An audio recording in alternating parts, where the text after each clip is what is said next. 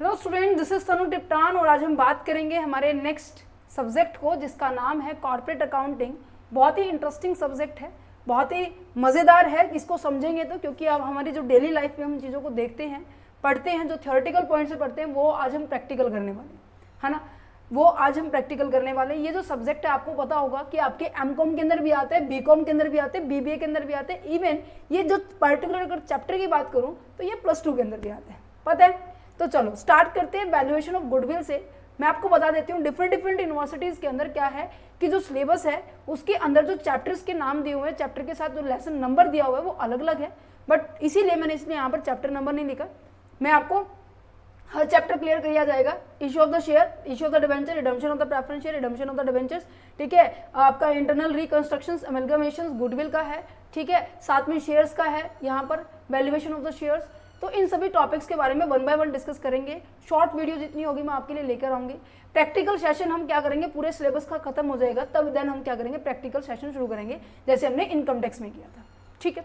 सो चलो पहले हम बेसिक समझ लेते हैं वैल्यूएशन ऑफ गुडविल का मतलब क्या है। अच्छा, वैल्यूएशन का मतलब क्या है, मूल्यांकन करना। किसका, गुडविल का बात की जा रही है। तो पहली बात की जाए तो हमें पहले गुडविल का मतलब पता होना चाहिए कि गुडविल होती क्या है। छोटा सा इंट्रो देती हूँ मैं आपको जिससे कि समझने में आसानी हो जाएगी, ठीक है। देखो आपको पता है जो गुडविल है आपकी इनटेंजिबल एसेट्स होती है। कैसी एसेट्स होती है, इनटेंजिबल एसेट्स होती है, मींस की जो कभी दिखाई नहीं देती, ठीक है। जो कभी दिखाई नहीं देती उसको केवल फील किया जाता है, इसको महसूस किया जाता है, इसको ना तो टच कर सकते ना ही दिखाई देती। तो एसेट्स बात की जा रही है। एसेट्स का मतलब क्या होता है, एसेट्स का मतलब ऐसी आइटम्स होती है, ठीक है, ऐसी आइटम्स होती है जो कि हमें जनरेट करने में मदद करती है। क्या जनरेट करने में मदद करती है, हमारे प्रॉफिट को जनरेट करने में मदद करती है। अब यहाँ पर मैम गुडविल कैसे जनरेट करने में हमें मदद करती है, प्रॉफिट को। सुनो, फॉर एग्जाम्पल आपने कभी मार्केट के अंदर देखा है कि एक मार्केट है, ये मान लीजिए पूरी बड़ी मार्केट है, यहाँ पर अलग अलग दुकानदार हैं, ठीक है। दुकानदार नंबर 1, दुकानदार नंबर 2, बिजनेसमैन कह सकते हैं, व्यापार कह सकते हैं, जो धंधा कर रहा है उसको कह सकते हैं, ठीक है। बी एंड सी डी तीनों के बारे में बात करें। ये ऐसे दुकानदार है, मान लीजिए मैं कहूँ कि मोमोज का एग्जाम्पल ले लेते हैं, ठीक है, या फिर हम किसी भी गारमेंट्स की फैक्ट्री का एग्जाम्पल लेते हैं, गारमेंट की शॉप का एग्जाम्पल ले सकते हैं, या फिर ज्वेलरी की शॉप का एग्जाम्पल ले सकते हैं। तो कोई भी एक मार्केट में एक तरह की शॉपकीपर्स होते हैं, ठीक है। मैंने कहा कि जो मिस्टर ए है, ठीक है, वो अपना व्यापार कर रहा है और साल के अंदर वो 2.5 लाख रुपए कमा रहा है, ठीक है। दूसरा भी वही बिजनेस में है बट वो 2.5 लाख नहीं कमा रहा, वो कमा रहा है बच्चे 2 लाख रुपए, ठीक है। सी कह रहा है वो भी इसी बिजनेस में है बट वो कमा रहा है ना तो 2.5 कमा रहा है ना 2 कमा रहा है, वो इनसे कम कमा रहा है, वो है मान लीजिए 1.5 लाख रुपए कमा रहा है, ठीक है। ये नया बिजनेसमैन आया है, ये नया बिजनेसमैन आया है जो कि कहता है कि मैं भी इसी तरह का बिजनेस करूंगा। वो मार्केट में एंटर तो हो गया, ठीक है। उसका जो कह रहे हैं कि साल के अंदर कितना होता है, साल के अंदर मान लीजिए उसका 1 लाख रुपए क्या हो रहा है, प्रॉफिट हो रहा है। अब मैं इसको रिप्रेजेंट क्यों कर रही हूँ, अब देखो सारे हैं सेम बिजनेस से हैं बट कोई ज्यादा कमा रहा है कोई कम कमा रहा है। ऐसा क्यों है भाई, कोई ज्यादा कमा रहा है कोई कम कमा रहा है, क्योंकि ये सबसे पहले अगर बात की जाए तो ये ओल्ड बिजनेस है। जो जितना ज्यादा पुराना होगा व्यक्ति वो उतने ज्यादा क्या करवाएगा, प्रॉफिट जनरेट करेगा। क्यों, क्योंकि इसने अपनी मार्केट में क्या कर रखी है, इमेज क्रिएट कर रखी है। इसने अपनी मार्केट में क्या कर रखा है, अपनी रेपुटेशन क्रिएट कर रखी है। इसने अपने साल हो गए हैं, इतने साल हो गए अपने बिजनेस के अंदर अपना टाइम देते हुए, तो ऑब्वियस सी बात है लोगों के दिमाग में ये दुकान क्या है, बैठ गई है कि वो फलाना दुकान से हमें से ये सामान मिल जाएगा। यहाँ पर क्या हो रहे हैं कि यहाँ पर क्या है, नए ग्राहक आ रहे हैं, न्यू कस्टमर्स आ रहे हैं, परमानेंट कस्टमर नहीं आ रहे हैं। यहाँ पर क्या है, ओल्ड कस्टमर भी आएंगे प्लस आपके न्यू कस्टमर्स भी आएंगे, बट यहाँ पर क्या है, केवल और केवल न्यू कस्टमर्स आ रहे हैं। दैट्स द रीजन कि जो नया बिजनेसमैन है उसको लेस प्रॉफिट हो रहा है। समझ में आया। अच्छा, ये प्रॉफिट जो हो रहा है ना, ये जो प्रॉफिट रिप्रेजेंट कर रहा है, अब देखो मैं इसको एक लाइन ड्रॉ कर देती हूँ। यहाँ पर एक लाइन ड्रॉ कर देते हैं। ये लाइन जो है ना बच्चे ध्यान से सुनना, ये लाइन जो है ये तो एक ऐसा प्रॉफिट है जो कि हर एक पर्सन क्या कर रहा है, कमा रहा है 1 लाख रुपए। और जो भी व्यक्ति 1 लाख से ज्यादा कमा रहा है वो क्या है, उनका एफर्ट है, उनकी रेपुटेशन के कारण है। तो इसे हम कहेंगे हमारे प्रॉफिट, जो कि गुडविल के कारण होता है। मतलब इसकी दिखती नहीं है, ये है, दिखती नहीं। इतने लंबे टाइम तक हम क्या कर रहे हैं, अपने बिजनेस में बैठे हुए हैं, अपने बिजनेस में हमने इमेज क्रिएट की हुई है, उस इमेज के हमें क्या मिल रहा है, प्रॉफिट जनरेट हो रहा है, क्योंकि हमारे पास पुराने ग्राहक भी आएंगे, वो सामान खरीदेंगे, क्योंकि जितनी ज़्यादा सेल होगी बच्चे उतना ज़्यादा हमारे पास क्या होगा, प्रॉफिट होगा या नहीं होगा। तो गुडविल इसलिए बोला जाता है कि ये हमारी इंटेंजिबल एसेट्स होती है, ये कभी दिखाई नहीं देती, बट इनडायरेक्टली ये हमारे प्रॉफिट को जनरेट करने में हमारी मदद करता है, that's known as a goodwill, right. So इसकी एक छोटी सी डेफिनेशन पढ़ लेते हैं, देन उसके बाद में यहाँ पे ये देखो, जो भी पर्सन ये कमा रहे हैं ना, ये तो सबका नॉर्मल प्रॉफिट है। ये कैसा प्रॉफिट है, ये सबका नॉर्मल प्रॉफिट है। एक सेकेंड, ये नॉर्मल प्रॉफिट है, बट जो भी बंदा जो भी क्या है 1 लाख से ऊपर कमा रहा है, ठीक है, ये सारा का सारा ये 1 लाख है, जो भी इससे ऊपर कमा रहा है ये क्या है, ये इनका एक्स्ट्रा प्रॉफिट है। एक्स्ट्रा प्रॉफिट को हम क्या नाम देंगे हमारे अकाउंटिंग के अंदर, उन्हें हम सुपर प्रॉफिट कहेंगे। क्या कहेंगे, सुपर प्रॉफिट। ऐसा प्रॉफिट जो आपके नॉर्मल प्रॉफिट से ऊपर कमाया जा रहा है, उसे हम कहेंगे सुपर प्रॉफिट कहेंगे। ठीक है, इतना समझ में आया, क्लियर है। अगर ये समझ में आ गया तो आपके मोस्ट ऑफ टॉपिक क्लियर हो जाएंगे। देखो इस चैप्टर के अंदर हम ये सभी चीजें डिस्कस करने वाले हैं, गुडविल का मतलब, उसकी फीचर, उसकी requirement, valuation, this is the very very important point. Okay, summary है इस चैप्टर के, साथ साथ फिर हम बाद में प्रैक्टिस क्वेश्चन करेंगे। ठीक है, अब देखो मैंने क्या बताया था, गुडविल क्या है, goodwill refer to the intangible value, ये आपकी इंटेंजिबल वैल्यू होती है, that a business has built over the time, जो कि बिजनेस ने काफी लंबे टाइम के बाद उसको कमाया है, थ्रू द, कैसे, रेपुटेशन के थ्रू, कस्टमर की लॉयल्टी के थ्रू, कस्टमर को जो अच्छे ब्रांड दिया है उसकी रिकॉग्नाइजेशन हो गई है, उनके माइंड में इमेज बन गई है कि फलाना ब्रांड का तो इमेज, फलाना जो ब्रांड है, जो प्रोडक्ट है वो उसी दुकान पे मिलेगा भाई, है।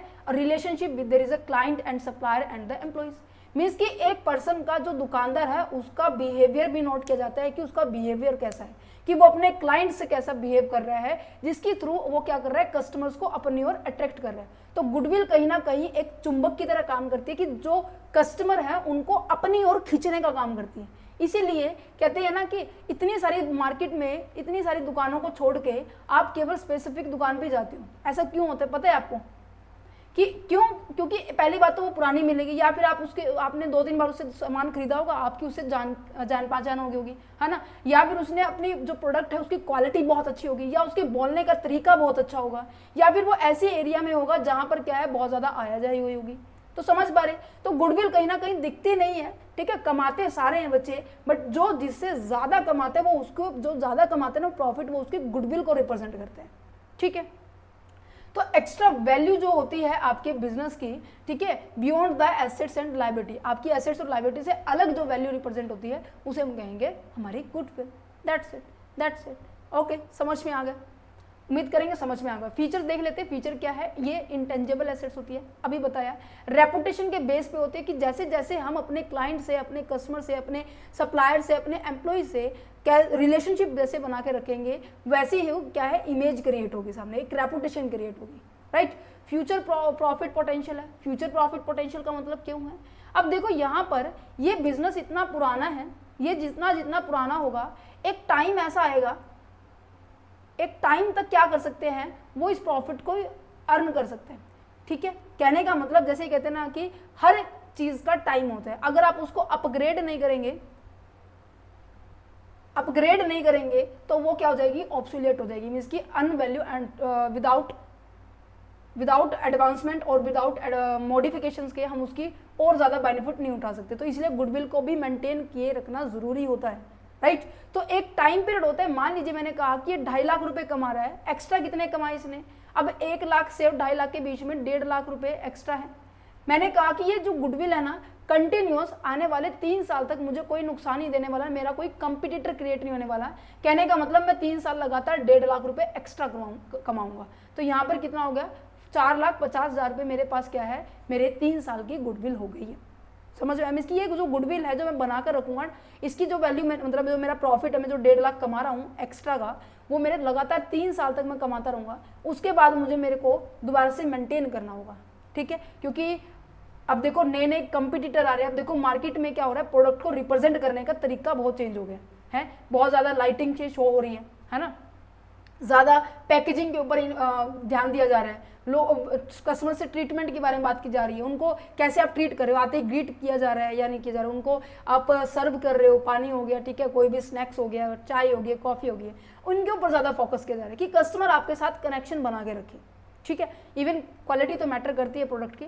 तो यहाँ पर बात की जाती है कि कितने साल तक आपका कंपटीटर नहीं आएगा, या फिर मान लीजिए जिस शॉप पर आप बैठे हैं उस शॉप पे क्या पता अगले साल मेट्रो स्टेशन चली जाए, बना दी जाए, या फिर फ्लाईओवर आ जाए, ठीक है, वो उस कंस्ट्रक्शन में आ जाए, तो आपकी दुकान यहाँ पे खत्म हो सकती है। तो खत्म होगी तो गुडविल भी खत्म होगी, है ना। तो कहने का मतलब अगर ऐसा कोई हर्डल नहीं है तो आपकी गुडविल देखी जाती है कि फ्यूचर में आप कितने साल तक लगातार कमा सकते हो उसी सुपर प्रॉफिट के थ्रू, राइट। तो यहाँ पे फ्यूचर प्रॉफिट पोटेंशियल होता है कि ये रिफ्लेक्ट करता है कि potential of the business to be generate the more profit in a future, कि आप प्रॉफिट फ्यूचर में कितना और ज़्यादा कमा सकते हो। ये सेपरेबल नहीं होती है, मीन्स की जो इसका बिजनेस है, जो इसकी गुडविल है, कभी भी अलग अलग नहीं होती, ये हमेशा साथ में ही होती है। अगर हम इसको कभी खरीदते हैं तो साथ में ही खरीदते हैं, हम कभी अपने बिजनेस को सॉल्व करते हैं तो हमेशा साथ में ही सॉल्व होती है, ठीक है। अच्छा, कई बार ऐसा होता है कि हमारे बिजनेस क्या है, बिजनेस के अंदर जो प्रॉफिट है ना फ्लक्चुएट होता रहता है। मान लीजिए जैसे मैंने आपको एग्जांपल दिया, कहाँ गया भाई, अच्छा ऊपर ही था, मैंने आपको एग्जांपल दिया कि इस साल मेरे पास क्या है 2.5 लाख रुपए प्रॉफिट हुआ, इस साल मेरे पास 3 लाख रुपए प्रॉफिट हुआ, इस साल क्या पता मेरे पास 2 लाख रुपए प्रॉफिट हुआ। ये ज़रूरी नहीं है कि हर साल क्या है कि हमें प्रॉफिट कितना हुआ है, राइट। बट मैं कहती हूँ कि ऑन एन एवरेज कभी आपसे पूछा जाए कि आप कितना कमा लेते हो, हैं, अगर आपका बिजनेस है और आपसे पूछा जाए कि आप कितना कमा लेते हो महीने में, तो आप क्या करते हो, ना तो ज़्यादा हाई सैलरी बताते हो ना ही ज़्यादा लो सैलरी बताते हो, दोनों गलत है। आप क्या करते हो, मीडियम की सैलरी बताते हो, ठीक है, जिसे हम क्या कहते हैं एवरेज निकालना। एवरेज सैलरी आप हमेशा लोगों को बताते हो कि हाँ मेरी एवरेज सैलरी इतनी है ना, एवरेज बिजनेस में प्रॉफिट जो है इतना है। तो इसलिए हमेशा फ्लक्चुएट होती रहती है ओवर द टाइम पीरियड, क्योंकि काफ़ी सारी बिजनेस की परफॉर्मेंस होती है। अब देखो यहाँ पर अब दिवाली आने वाली है, दिवाली पे बहुत ज़्यादा सेल होगी और इवन प्रॉफिट भी होगा, राइट। तो कभी सीजन में पीक आता है, कभी आपका स्लो डाउन हो जाता है, ठीक है। नीड मैं आपको बाद में समझाऊंगी, पहले हम मेथड्स के ऊपर पहुंचते हैं कि वैल्यूएशन ऑफ द गुडविल कैसे किया जाता है। देखो वैल्यूएशन ऑफ गुडविल को निकालने के ना 3 तरीके हैं, तीनों तरीकों को मैं आपको एक साथ बताने की कोशिश करूंगी। सबसे पहले मैं आपको यहाँ पे लिख देती हूँ सुपर प्रॉफिट, और उसके बाद आपका आ जाता है एवरेज प्रॉफिट, देन उसके बाद आ जाता है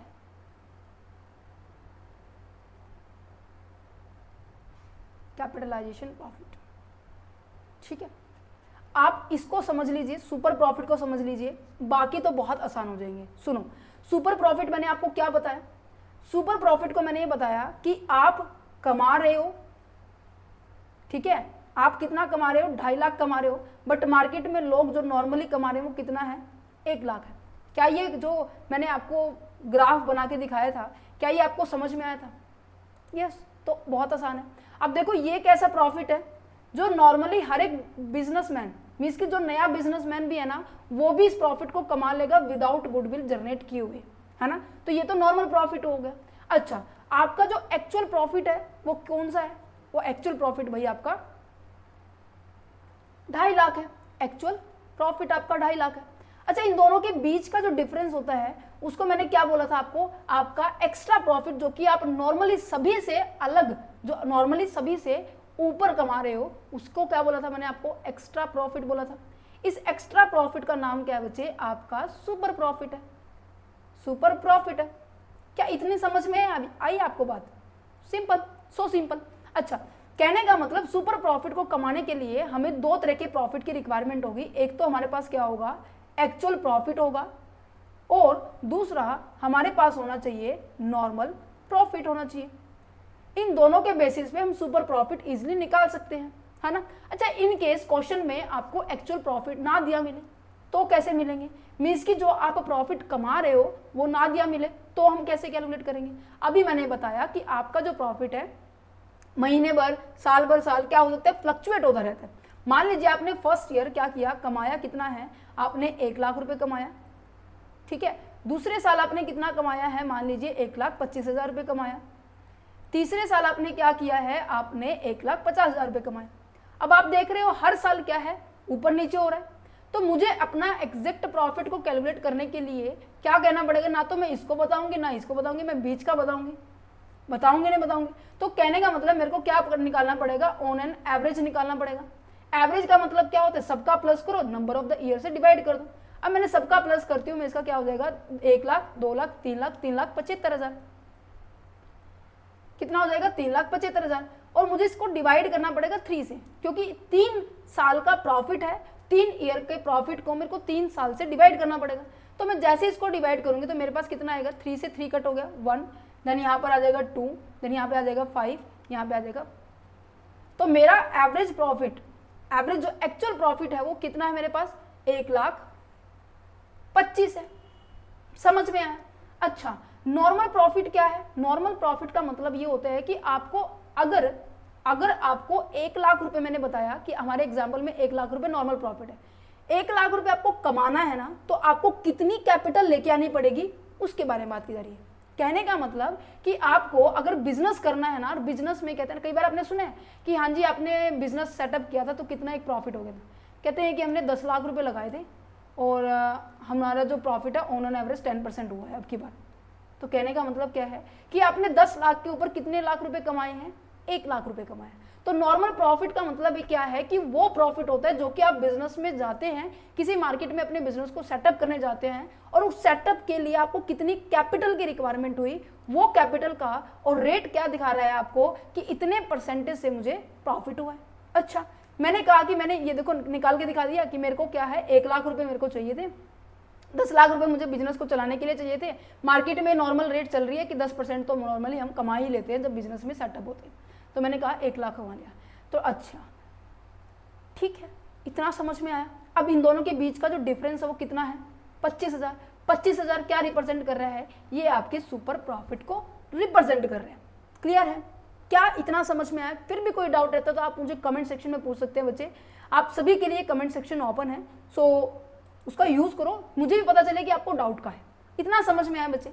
ठीक है, अब यहाँ पर इसका फॉर्मूला क्या रहने वाला है गुडविल को कैलकुलेट करने का। गुडविल को कैलकुलेट करने का मतलब है with the help of the super profit, कि यहाँ पर सबसे पहले हमें क्या कैलकुलेट करना था, सुपर प्रॉफिट कैलकुलेट करना था, जो कि मैंने आपको बता दिया कि आपके पास एक्चुअल प्रॉफिट होना चाहिए। दूसरा आपके पास क्या होना चाहिए, आपके पास क्या होना चाहिए, नॉर्मल प्रॉफिट होना चाहिए, कि मैं ऐसा प्रॉफिट जो कि सभी लोग कमा रहे हैं और एक्चुअल प्रॉफिट जो मैं कमा रहा हूँ, उन दोनों के बीच का गैप क्या होगा, आपका सुपर प्रॉफिट होगा। अच्छा, इसको मैं मल्टीप्लाई करूंगी नंबर ऑफ ईयर परचेज से, मीन्स कि ये गुडविल अब मेरी कितने साल तक चलने वाली है। मैंने कहा कि ये जो मेरा बिजनेस है ना, मेरे बिजनेस में अभी तक कोई कंपटीटर नहीं आया, ये जो प्रॉफिट है ना मैं लगातार 3 से 4 साल कमा सकती हूँ। तो कहने का मतलब 25,000 रुपये मेरे पास आया, अगर 3 साल है तो 3 साल से मल्टीप्लाई कर दो, अगर 4 साल है तो 4 साल से मल्टीप्लाई कर दो, ये आ गया बच्चे आपका 75,000, यहाँ पे 1 लाख रुपये। ये होती है गुडविल को कैलकुलेट करना। आई होप क्लियर है, सब क्लियर है, ओके। अब यहाँ पर आ जाते हैं आपका नेक्स्ट पॉइंट के ऊपर, this is the average profit. उम्मीद करेंगे एवरेज प्रॉफिट मुझे अब समझाने की जरूरत नहीं पड़ेगी। यहाँ जो मैंने समझाया था ना, एक्चुअल प्रॉफिट अगर क्वेश्चन में गिवन ना हो तो एक्चुअल प्रॉफिट को कैसे निकालते हैं, क्योंकि हमारा जो प्रॉफिट है फ्लक्चुएट होता रहता है। अगर फिक्स भी होगा ना, मैंने कहा कि मेरे को 5 साल का प्रॉफिट दिया हुआ है, कितने साल का, 5 साल का प्रॉफिट दिया हुआ है, और 5 साल के अंदर मैं हर साल 1 लाख रुपए कमा रही हूँ। ठीक है, मैंने कहा हर साल मैं 1 लाख रुपए कमा रही हूँ। ठीक है, ऑब्वियस है, 1 लाख रुपए कमाया तो मेरे को सबका टोटल लेना है, तो यहाँ पे हो गया 5 लाख रुपए। नंबर ऑफ ईयर से डिवाइड करना है, डिवाइड कर देंगे 2 तो 1 लाख रुपीज आ जाएगा। So simple. अगर यहाँ पे फ्लक्चुएट होता होगा जैसे यहाँ पे हुआ था, तो इसी तरीके से सबको ऐड कर दो, डिवाइड में number of the year purchase कर दो, number of the profit, number of the year profit जो है आपके कितने साल का प्रॉफिट है उसको डिवाइड कर दो, आपका एवरेज प्रॉफिट आ जाएगा। बिल्कुल सिंपल है, यहाँ पे ये भी क्लियर हो गया। अब बात करते हैं कैपिटलाइजेशन प्रॉफिट। गुडविल जो निकाल रहे हैं हम with the help of the capitalization method से, प्रॉफिट नहीं है ये मेथड है। ठीक है, कैपिटलाइजेशन मेथड से मतलब क्या है कि आप कैपिटल को बेस मान रहे हो, आप कैपिटल को बेस मान रहे हो जिसके बेसिस पे आप अपने गुडविल को कैलकुलेट करें। अब आपको पता है आपकी बैलेंस शीट में अंदर क्या क्या आइटम होती है। आपकी यहाँ पर क्या होती है, इक्विटी होती है। इक्विटी में सब हेडिंग क्या होती है, शेयर होल्डर्स फंड्स होते हैं, और दूसरा क्या होता है, रिजर्व एंड सरप्लस होते हैं या नहीं होते। फिर यहाँ पे क्या होती है, लायबिलिटी होती है आपकी, होती है। अच्छा, लायबिलिटी में आपकी लॉन्ग टर्म लायबिलिटी होती है और एक आपकी शॉर्ट टर्म लायबिलिटी होती है। अच्छा, इसी तरीके से एसेट्स में ऐसे इधर साइड होती है कि आपकी लॉन्ग टर्म एसेट्स होती है और आपकी शॉर्ट टर्म एसेट्स होती है, राइट। इन दोनों का जो बैलेंस है आपका हमेशा इक्वल रहता है, ठीक है। ये मैंने आपको पहले ही बता दिया, अभी 5 मिनट के बाद इसका यूज होने वाला है, सुनना। अब यहाँ पर कैपिटलाइजेशन मेथड के थ्रू से हम क्या कर सकते हैं, अब यहाँ पर देखो, इसको निकालने के ना 2 तरीके हैं। पहला तरीका क्या है, सुपर प्रॉफिट की मदद से निकालो, या फिर दूसरा तरीका क्या है, आपको एवरेज प्रॉफिट की मदद से निकालो आपके कैपिटलाइजेशन मेथड को, गुडविल को भी, ठीक है। सुपर प्रॉफिट का मतलब क्या है, सुपर प्रॉफिट का मतलब क्या है, जो अभी हमने निकाला कि जहां पर हमें क्या है, इस मतलब कि इस प्रॉफिट को जनरेट करने के लिए, इस प्रॉफिट को ध्यान से सुनना, इस प्रॉफिट को जनरेट करने के लिए आपको कितनी कैपिटल की रिक्वायरमेंट है, राइट। यहाँ पे मैं आपके लिए एग्जाम्पल लेती हूँ जिसके थ्रू आपको समझ में आ जाएगा कि इसको सॉल्व कैसे करते हैं। जो अभी हमने किया ना, इसी का एग्जाम्पल लेते हैं। जैसे कि अब यहाँ पर मैं एग्जाम्पल के तौर पर जैसे कि ले लेते हैं, जैसे कि यहाँ पर एवरेज प्रॉफिट है इस कंपनी का, फॉर एग्जाम्पल ये XYZ लिमिटेड कंपनी है, ये 24,000 कमा लेती है, ठीक है। और इसने कंपनी के अंदर जो कैपिटल जो है ना, इन्वेस्ट कितनी कर रखी है, कैपिटल इन्वेस्ट कितनी कर रखी है, इन्वेस्ट इसने बच्चे कर रखी है, एक सेकेंड, कैपिटल इन्वेस्ट कर रखी है इसने 1.5 लाख रुपए। और जो नॉर्मल प्रॉफिट का जो रेट दे रखा है वो क्या है, 12% है। इसकी मार्केट में नॉर्मली सभी लोग क्या कर रहे हैं, 1.5 लाख रुपए लगा के 12% कमाते हैं, बट हम क्या कर रहे हैं, 24,000 रुपए कमा रहे हैं। सुपर प्रॉफिट की मदद से हम क्या करेंगे, हमारी गुडविल को कैलकुलेट करेंगे, ठीक है। समझ पा रहे हैं। यहाँ पर ध्यान से सुना अब ये बात, सबसे पहले मैं यहाँ से सुपर प्रॉफिट निकालूं, सबको आगे निकालना कैसे निकलेगा कि सुपर प्रॉफिट निकालने के लिए मुझे 2 चीज चाहिए, एक तो मुझे मेरा एक्चुअल प्रॉफिट चाहिए, दूसरा मेरे को नॉर्मल प्रॉफिट चाहिए जो कि सभी के सभी लोग कमा रहे हैं। एक्चुअल मेरा कितना है, जो कि मैं 24,000 रुपये कमा रहा हूँ, ठीक है। और नॉर्मल प्रॉफिट कितना है कि 1.5 लाख के ऊपर मैं 12% कमा रहा हूँ, तो वो 12% कितना हो गया बच्चे, यहाँ पर हो गया ये 18,000 के करीब, 18,000 रुपये हो गया। तो सुपर प्रॉफिट क्या हो गया, इन दोनों के बीच का डिफरेंस, वो कितना आ गया, super profit, this is the amount of 6,000 rupees super profit. अब मैंने कमाया कितना है, सुपर प्रॉफिट है, कैपिटल इन्वेस्ट कितनी कर रखी थी इसके लिए, वैसे मेरे बिजनेस में कैपिटल इन्वेस्टेड कितनी थी, 1.5 लाख रुपए। अब पता है इसमें क्या है, इस कैपिटलाइजेशन मेथड का मतलब क्या है कि गुडविल हम कैपिटलाइजेशन से मेथड क्यों निकाल रहे हैं, क्योंकि जो हम प्रॉफिट निकाल रहे हैं ना, उस प्रॉफिट का, जो हमने प्रॉफिट कमाया उस प्रॉफिट के लिए एक्चुअल में हमें कितनी कैपिटल की रिक्वायरमेंट थी। फॉर एग्जाम्पल ये जो 6,000 रुपये था, ये जो 6,000 रुपये था हमने 12% के हिसाब से कमाया है, राइट। और हमें देखना है कि हमारे पास एक्चुअल में 100% कितनी होनी चाहिए, तो इस रेशो का हमें क्या कर देना है, उस परसेंटेज का हमें क्या कर देना है, रेसिप्रोकल कर देना है। अभी मैं समझाऊंगी, एक्सप्लेनेशन में प्रूफ करके दिखाऊंगी ऐसा हम कर क्यों रहे हैं, ठीक है। अब जैसे ही मैंने इसको कट किया तो यहाँ पर कितना आ गया 2, यहाँ से 5, तो यहाँ पे आ जाएगा ये 50,000। तो 50,000 मेरे पास क्या है, मेरे फर्म की गुडविल है।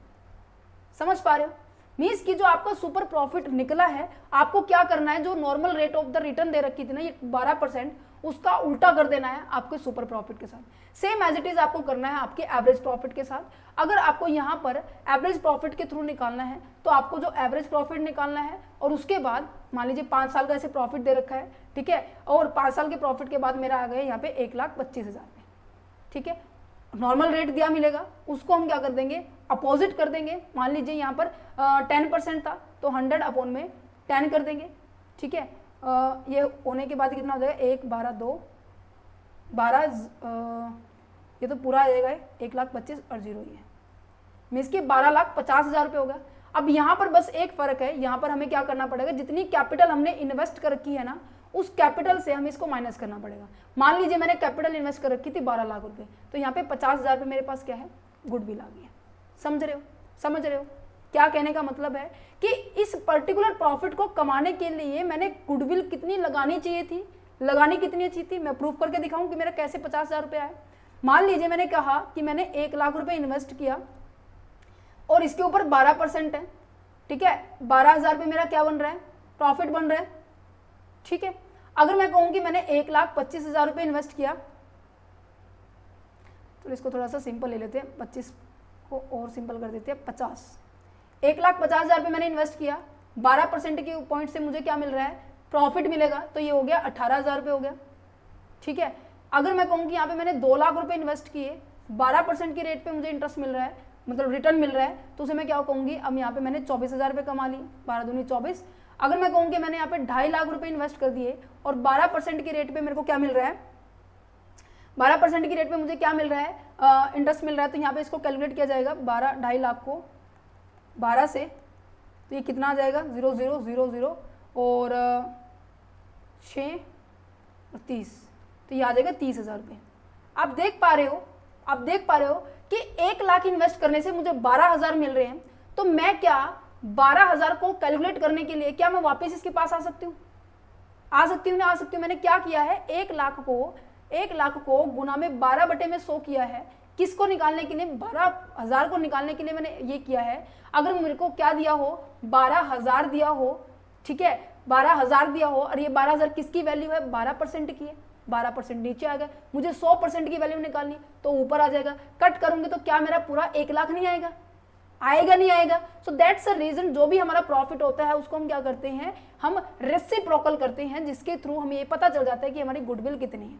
ठीक है, समझ पा रहे। इसको एक और तरीके से कर सकते हैं कि देखो यहाँ पर, अब देखो 2 लाख मैंने इन्वेस्ट किए, 12% पे मैंने 24,000 रुपये क्या किया है, एवरेज कमाता हूँ नहीं कमाता हूँ, जो बाकी लोग कमाते हैं वो कितना है, 18,000 है, राइट। तो इनके बीच का डिफरेंस क्या है, मीन्स की कहने का मतलब ये है कि ये 6,000 है, ये कितना है, 50,000, इनडायरेक्टली यहाँ से भी निकल रहे हैं। पर इतना लंबा प्रोसेस आपको यूज नहीं करना पेपर में यही करना है कि आपको क्या करना है, जो भी प्रॉफिट है उसका जो रेट है वो रेसिप्रोकल कर देना। चलो आप नोट्स पे बढ़ते हैं, फटाफट इसको रिकॉल कर देते हैं। देखो एवरेज प्रॉफिट मैंने क्या बताया, एवरेज प्रॉफिट का मतलब क्या है कि एवरेज प्रॉफिट जो भी बिजनेस ने अर्न किया है पूरे लास्ट जितने साल के दे रखे हैं उनके बारे में बात की जा रही है। उन सभी प्रॉफिट को क्या कर लेंगे, हम ऐड कर लेंगे और उसको हम क्या करेंगे, डिवाइड कर देंगे जितने नंबर ऑफ द ईयर है।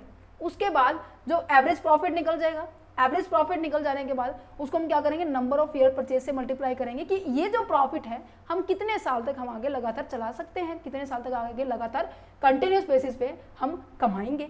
इसलिए इसको हम 2 से 3 से 4 से जो भी आपको दिया हो। ओके, एग्जाम्पल मैंने आपको पहले दे दिया। सुपर प्रॉफिट क्या मतलब क्या होता है कि जो आप लोग नॉर्मली कमा रहे हैं वो और जो आप कमा रहे हो एक्चुअल में वो, उसके बीच का जो डिफरेंस है वो आपका सुपर प्रॉफिट होता है। सुपर प्रॉफिट निकलते हैं, इसको नंबर ऑफ द ईयर से परचेज से मल्टीप्लाई कर देना, दैट्स इट। आ जाओ अब कैपिटलाइजेशन के ऊपर आ जाओ। कैपिटलाइजेशन में आपके 2 तरीके के मेथड है, एवरेज प्रॉफिट मेथड है और एक सुपर प्रॉफिट मेथड है। यहाँ पर तो सीधा क्या करना है, आपको सुपर प्रॉफिट निकालना है और उसको रेट से रेसिप्रोकल से मल्टीप्लाई डिवाइड कर देना है। बट एवरेज प्रॉफिट के अंदर क्या होगा कि आपको एवरेज प्रॉफिट के थ्रू हम अपनी क्या निकालेंगे, कैपिटल निकाल देंगे, मींस कि आपने कितना कैपिटल इन्वेस्ट किया हुआ है, कितना कैपिटल आपको मिल रहा है, और सॉरी कितना कैपिटल आपको चाहिए इस पर्टिकुलर प्रॉफिट को इन्वेस्ट अर्न करने के लिए, उसमें से माइनस कर देंगे कि आपने जितना लगा रखा है। एग्जाम्पल अभी मैं बताती हूँ उसका। देखो सबसे पहले क्या है कि एवरेज प्रॉफिट का दिया हुआ है। सबसे पहले हम क्या करेंगे, कैलकुलेट करेंगे capitalised value of the business की कैपिटलाइज्ड वैल्यू कैलकुलेट करेंगे। कैपिटलाइज्ड वैल्यू का मतलब क्या है कि आपने अपने बिजनेस के अंदर जो प्रॉफिट कमा रहे हो ना, मान लीजिए मैंने कहा मैं 20,000 रुपये कमा रही हूँ, कितने रेट पे कमा रहे हो, मैंने कहा 10% के रेट पे कमा रहे हो, तो ये वैल्यू तो बच्चे 10% की है, मुझे तो पूरे 100% की निकालनी है, तो इसको 10 गुना में 100, ठीक है, कट करेंगे तो कितना आ जाएगा, 2 लाख रुपये आ जाएगा। आपको 20,000 रुपये कमाने के लिए आपको इन्वेस्ट कितने करने चाहिए थे, 2 लाख रुपये करने चाहिए थे, बट आपने कर कितने रखे हैं, 1.5 लाख रुपए का रखे, 1 लाख रुपए का रखे। जो इनके बीच का डिफरेंस है वो क्या है, आपका गुडविल है। मैं ऐसा क्यों कर रही हूँ, माइनस करने के लिए। अब देखो जो नया बिजनेसमैन है ना, वो पैसे 2 लाख रुपए इन्वेस्ट कर रहे हैं और आपने कितने कर रखे हैं, 1.5 लाख रुपए इन्वेस्ट कर रखे हैं, ठीक है। मतलब आपने 1.5 लाख रुपए इन्वेस्ट किए तब भी आप 20,000 रुपये कमा रहे हो, दूसरे ने 2 लाख रुपए इन्वेस्ट किए तब भी वो 20,000 रुपये कमा रहा है। ऐसा क्यों है, क्योंकि आपका बिजनेस बच्चे पुराना है, आपने अपनी रेपुटेशन, आपने अपनी इमेज, आपने अपने कस्टमर्स के साथ रिलेशनशिप बहुत अच्छे से बिल्ड किया हो, जिससे कि आपको ज्यादा कैपिटल इन्वेस्ट करने की रिक्वायरमेंट नहीं है। इज इट क्लियर, समझ पा रहे हैं। अब देखो यहाँ पे क्या फॉर्मूला है, एग्जाम्पल है, एवरेज प्रॉफिट आप ये कमाते हो, नॉर्मल रेट आपका 10% है, कैपिटल एम्प्लॉयड कितना आपका 4 लाख है, ठीक है। कैपिटल मतलब कि आपने पैसे लगा कितने रखे हैं, 4 लाख लगा रखे हैं, पर इस प्रॉफिट को कमाने के लिए आपको कितने चाहिए थे, मैंने कहा कि मैंने 60,000 कमा रही हूँ, कितने के ऊपर है ये, 10 पे ऊपर है, मेरे को 100% का चाहिए, तो यहाँ पे 6 लाख आएगा। 6 लाख और 4 लाख के बीच का डिफरेंस कितने, 2 लाख मेरे पे गुडविल की वैल्यू होगी। आई होप क्लियर होगा। फिर भी कोई दिक्कत रहती है बेटे बता देना, मैं तो यही कर सकती हूँ, एक और लेक्चर आ जाएगा और उसके ऊपर हम जितने भी आपके डाउट होंगे वो हम डिस्कस कर लेंगे। बट डाउट होंगे कमेंट सेक्शंस में, ठीक है। व्हाट्सएप पे कोई भी डाउट नहीं भेजेगा, मैं आपको पहले ही बता रही हूँ, क्योंकि कमेंट सेक्शन स्पेशली सभी बच्चों के लिए, क्या पता है ऐसा डाउट आप सभी का हो, ठीक है, आपका नॉर्मल डाउट हो, क्या बाकी सभी का भी हो सकता है, वो उसको मैं वही सॉल्व करूंगी। स्पेशली इंस्ट्रक्शंस दे रही हूँ बीकॉम क्लासेस स्टूडेंट्स के लिए। ओके ओके, कैपिटलाइजेशन हो तो सुपर प्रॉफिट से कैसे कैलकुलेट करेंगे। सुपर प्रॉफिट में क्या होता है, सबसे पहले हम एवरेज प्रॉफिट को कैलकुलेट करते हैं, देन उसके बाद हम क्या करते हैं, हमारे नॉर्मल प्रॉफिट को कैलकुलेट करते हैं, उसके बीच का जो डिफरेंस होगा, अगर आपको नॉर्मल प्रॉफिट ना दिया हो तो मैंने आपको बताया कैसे निकाल सकते हैं, कितनी कैपिटल आपने इन्वेस्ट कर रखी है, उसे हम कैपिटल एम्प्लॉयड भी बोलते हैं। कितनी कैपिटल इन्वेस्ट कर रखी है उसको मल्टीप्लाई करेंगे, ये हमारे एग्जाम्पल में क्या था, 10 लाख रुपए था, 10% की रेट पर इंटू में 1 लाख रुपए हमारा नॉर्मल प्रॉफिट कमाने। सुपर प्रॉफिट आ जाएगा कि जब मैं एवरेज में से सुपर को नॉर्मल को माइनस करूंगी। अब मेरे पास गुडविल कैसे निकलेगी इस मेथड से, सुपर प्रॉफिट जो था नीचे रिटर्न आएगा कि इस प्रॉफिट को मैंने कितने रेट पे कमाया है और मेरे को पूरे पे कितना चाहिए, जो अमाउंट आएगी that's known as a goodwill. So simple, बहुत आसान चैप्टर था, ठीक है। एवरेज प्रॉफिट है, कैपिटल एम्प्लॉयड है, नॉर्मल रेट है, ये आपको दिया हुआ है, सॉल्यूशन मैंने आपको प्रोवाइड कर दिया है। ओके ओके जी, अब यहाँ पर अगर क्वेश्चन में मैम अगर कैपिटल एम्प्लॉयड ना दी हो तो फिर क्या करेंगे, ये क्वेश्चन मुझे बताना था आपको, ये जो कि इंपॉर्टेंट है। अगर क्वेश्चन में आपको कैपिटल एम्प्लॉयड ना दे रखी हो तो इस सिनारियो के अंदर क्या किया जाएगा, इस सिनारियो के अंदर हम कैलकुलेट कर सकते हैं हमारी कैपिटल एम्प्लॉयड को। कैपिटल एम्प्लॉयड का मतलब क्या है कि जितने भी हमारे टोटल एसेट्स होती है उसमें से हमारे जितनी भी आउटस्टैंडिंग जो लायबिलिटीज है ना, जितनी भी लायबिलिटी है उसको माइनस कर दो, जो अमाउंट आएगी वो आपकी कैपिटल में, इसकी इतना पैसा हमने इन्वेस्ट कर रखा है। याद है हमने जो +1 क्लासेस के अंदर किया था ड्यूल कंसेप्ट की, हमारे पास जो कैपिटल है का मतलब क्या होता है कि एसेट्स माइनस के कैपिटल, सॉरी लायबिलिटी, याद है। या तो इसको इस तरीके से निकालो, दूसरा तरीका क्या है जो कि मैंने अभी यहां पर आपको डिस्कस किया था और ये मैंने इसलिए बना था, या तो इनका यूज कर लो, आप इनका यूज कर लो। अब देखो ये दोनों अपोजिट साइड में, एक डेबिट में एक क्रेडिट में, तो ऑब्वियस सी बात है ये अमाउंट ज्यादा मिलेगी क्योंकि इन दोनों के समेशन, ठीक है, इन दोनों का समेशन आपका क्या होता है, इक्वल होता है। बट हम तो यहाँ पे एक ही को ले रहे हैं, यहाँ पे इस पूरे को ले रहे हैं, तो इसकी वैल्यू छोटी मिलेगी, तो हम यहाँ से इसको माइनस कर देंगे, जो वैल्यू आएगी। मान लीजिए यहाँ पे क्या है, 20 लाख रुपए है, यहाँ पे भी 20 लाख हुए और 12 लाख के हमारे इक्विटी शेयर्स है और यहाँ पर 8 लाख के हमारे पास ही है, ठीक है। तो मैंने क्या निकालना है, कैपिटल एम्प्लॉयड निकालना है। तो मैंने आपको बताया टोटल जो एसेट्स उसमें से क्या कर दो, आपकी लायबिलिटी माइनस कर दो। टोटल एसेट्स कितने, 20 लाख माइनस के 8 लाख, तो कितना निकल आएगा, 12 लाख। एक तो ये तरीका कि टोटल एसेट्स में से लायबिलिटी माइनस कर दो। दूसरा तरीका क्या है कि आप इसको दोनों को प्लस कर दो कि शेयर होल्डर्स फंड्स है और रिजर्व जो सरप्लस है, ये भी आपकी कैपिटल है, इसकी जो पैसा लोगों ने इन्वेस्ट किया है शेयर होल्डर्स है, और जो आपने अपनी कंपनी में बचा कर रखा हुआ है या फिर प्रॉफिट है, रिजर्व है, सरप्लस है, कुछ भी है, उन दोनों को प्लस कर दो, वो भी क्या है आपका 12 लाख है। समझ में आया। उम्मीद करेंगे चैप्टर आपको बिल्कुल क्लियर हो चुका होगा, ठीक है। ये प्रॉफिट निकाल दिया। अब ये जो पॉइंट है ना, ये क्वेश्चंस के अंदर आते हैं कि जब हम प्रॉफिट को कैलकुलेट करते हैं ना, तो ये सभी बातों का ध्यान रखना होगा। क्यों? क्योंकि ये कहते हैं कि जो भी हमारे पास एबनॉर्मल चीजें होती हैं, इसके हमारे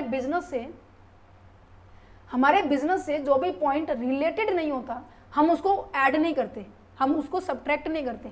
मान लीजिए मेरा जो बिजनेस है, मेरा मान लीजिए कार मैकेनिक है, ठीक है, मैं खुद कार मैकेनिक हूँ। मेरा जो जितनी भी ट्रेडिंग होने वाली है, ऑब्वियस ही बात है कार मैकेनिक से रिलेटेड होने वाली है, जितने भी स्पेयर पार्ट्स है, ठीक है, उनके रिगार्डिंग करने वाली हूँ। इन केस मैं कहूँ कि मैंने प्रॉपर्टी बेच दी है, उससे पैसा आ गया।